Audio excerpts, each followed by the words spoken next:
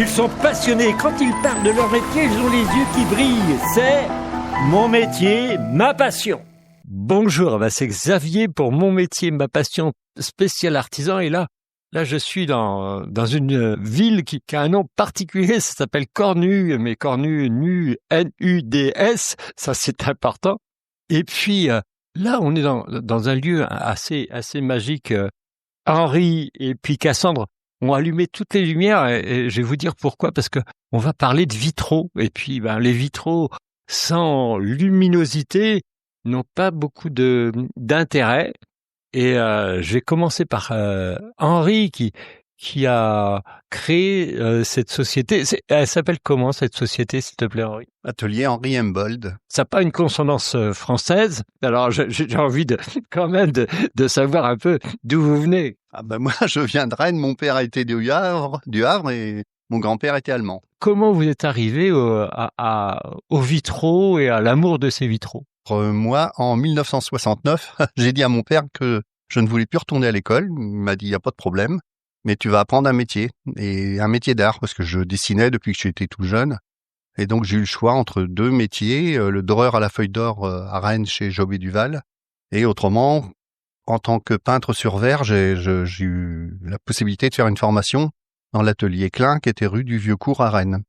Et donc, c'est comme ça que j'ai commencé à travailler dans le vitrail en 1970. L'atelier Klein, ça n'a rien à voir avec les peintures Klein. Non, rien à voir, non. Tu me fais quand même de préciser. Non, c'était un maître verrier belge et qui était venu pendant la guerre en France et qui est resté après la guerre et puis qui était un excellent technicien. Alors, t'es tombé amoureux de ça? Moi, ça m'a tout de suite, impressionné de voir des petits éléments de verre qu'on sertissait avec du plomb et qui duraient une centaine d'années, sans être restaurés. Donc voilà, le vitrail, c'est du verre, de la couleur et du plomb. Voilà. Alors la couleur, comment ça se fait? Alors la couleur, nous on achète les plaques de verre directement à l'usine de Saint-Just-Saint-Rambert à côté de Saint-Étienne. C'est la dernière fabrique de verre soufflé à la bouche et donc les couleurs sont fabriquées là-bas directement. D'accord. Je suis dans une pièce vraiment extrêmement particulière. C'est une salle d'exposition et elle a pour vocation de raconter un peu l'histoire du vitrail. Est-ce que tu pourrais on va pas pouvoir voir toute l'exposition, mais est-ce que tu pourrais nous dire d'où vient le vitrail et puis comment il a évolué? Oh là, c'est la sale question que je te pose là. Alors le vitrail, on sait qu'il en existait déjà dès le IVe siècle. Les plus anciens fragments du vitraux existent du VIe siècle. Et on trouve quand il y a des fouilles archéologiques, on arrive à découvrir des très anciens morceaux de verre de vitraux. Et où ça s'est développé, c'est à partir du XIIIe siècle, où là, dans les cathédrales, il y a eu des quantités de vitraux incroyables de fabriquer. Et à partir de cette époque-là, il y a eu des périodes avec des grosses productions et d'autres où il y a eu des périodes où le vitrail n'avait plus aucun intérêt. C'était le statuaire qui comptait dans les églises. Parce que notre principale, production de vitraux, c'est surtout dans les édifices religieux. Tout le monde est allé voir une cathédrale ou même une chapelle, etc., où il y a des vitraux, parce que c'était la lumière diffuse qui intéressait. Alors il y a plusieurs choses. C'est-à-dire qu'à l'époque, on ne savait pas faire une grande vitre. La seule façon de faire une grande ouverture et de la fermer, de boucher cette grande ouverture, c'était de faire du vitrail. Il n'y avait pas d'autre solution, hein. Voilà. Ah oui. Et donc, de faire des petits morceaux et qui tiennent bien. Voilà, des petits morceaux qui tiennent très longtemps. Tout le monde a l'image d'un saint ou autre en vitrail, mais ce saint-là n'est pas complet. Il est composé de dizaines de morceaux. De centaines de milliers de morceaux de verre, des fois, oui. Mais ici, la salle d'exposition, moi, mon but, c'était de montrer au public des vitraux de très près. Parce que dans un édifice religieux, si en hauteur, on se rend pas compte du travail qu'il peut y avoir dans un vitrail. Et là, le but, c'était ça. C'était de montrer au public et à des enfants aussi pour qu'ils respectent les vitraux, qu'ils ne les cassent pas. Et donc, oui, c'est important. Ça peut arriver. Oui, ça peut arriver, mais bon, moins ils en cassent, mieux c'est. C'est de la sauvegarde du patrimoine avant tout, hein. Donc ici, on présente donc ces différents types de vitraux avec différentes étapes, différents siècles. Et voilà, on voit toute l'évolution. J'explique chaque élément de vitrail a une explication. Et il y a des anecdotes aussi sur certains vitraux que je raconte et qui font l'animation un petit peu de la visite. La visite, ça dure 1h30 minimum. Il faut être attentif et puis j'imagine que la passion que tu donnes ne peut qu'égayer les gens qui t'écoutent.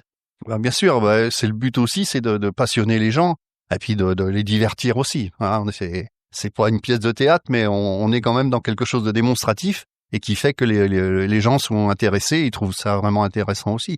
C'est-à-dire que là, on visite la salle d'exposition et ensuite, on va visiter les ateliers.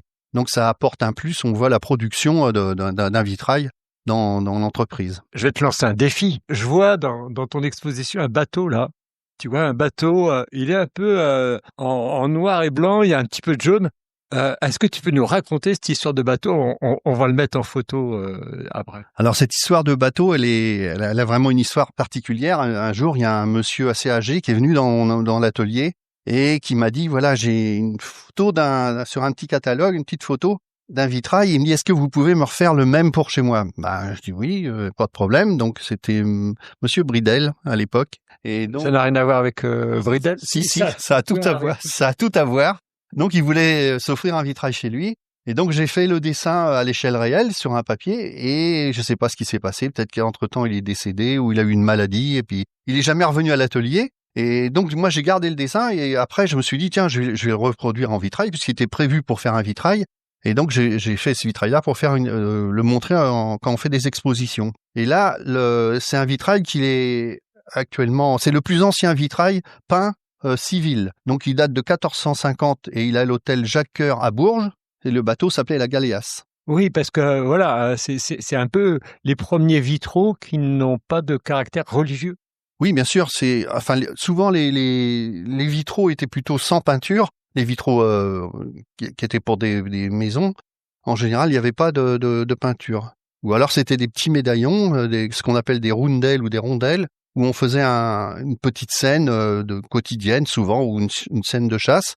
Mais un grand vitrail comme ça peint, il y en avait pas. C'était un des tout premiers qui a existé. Ouais, donc voilà, c'est une pièce unique qui est dans ton univers et dans ton exposition que j'imagine t'as beaucoup de plaisir à raconter. On pourrait faire le tour.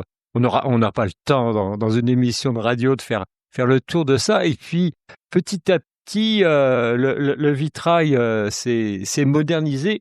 Et je voudrais donner la parole à Cassandre qui a repris le flambeau de Henri.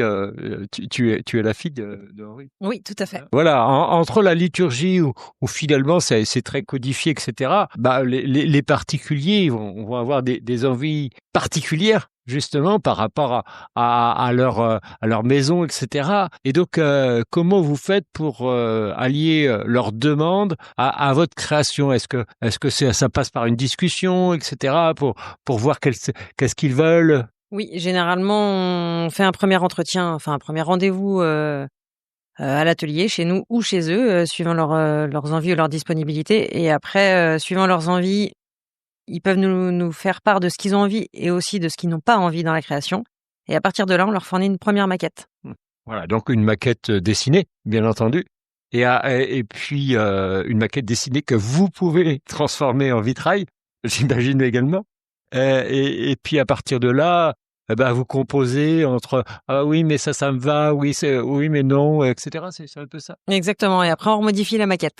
Et on modifie la maquette avec tout ça. Et puis ça donne un produit complètement original, unique complètement, qui va rentrer dans leur maison à jamais. Puisque, comme disait Henri, le vitrail, au bout de 100 ans, et largement au-delà, il existe toujours. Oui, c'est ça exactement. Voilà. Ouais. Donc, c'est quand même un enjeu. C'est pire qu'un tatouage, puisque le tatouage, il meurt avec la personne. Le vitrail, il ne meurt pas avec la personne. Il est encore vivant. C'est vrai. Voilà, tout à fait. Alors, est-ce qu'on peut aller de vos créations? On fera des photos aussi. Henri, il va venir nous aider là-dessus parce que Henri, viens là. Qui me paraît très très futuriste, c'est celle-ci. Elle est pleine de couleurs, elle est pleine d'objets, etc. Comment t'as créé ça? Tu m'as dit en aparté que ça a été compliqué quand même de faire cette pièce-là.